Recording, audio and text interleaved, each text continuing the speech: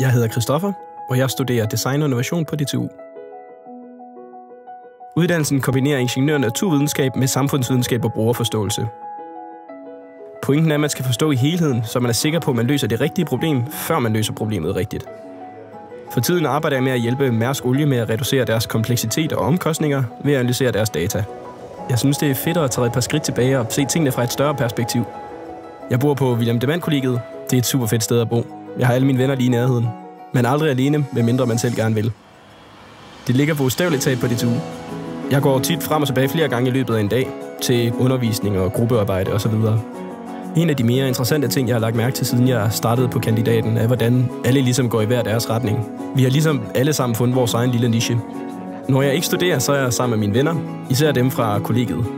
Vi plejer at se serier og spille Nintendo og spille bordfodbold, hvor jeg normalt plejer at tabe. Jeg er desværre ikke særlig god til bordfodbold. Der er madklub klokken 7, hvor vi skiftes til at lave noget lækker mad. Jeg er kasserer i vores kollegiebar. Jeg elsker at være med til at organisere ting, og så se andre få glæde af mit arbejde. Vi plejer lige at få et par øl, men jeg prøver alligevel at komme i seng i nogenlunde tid, så jeg er klar til endnu en lang dag.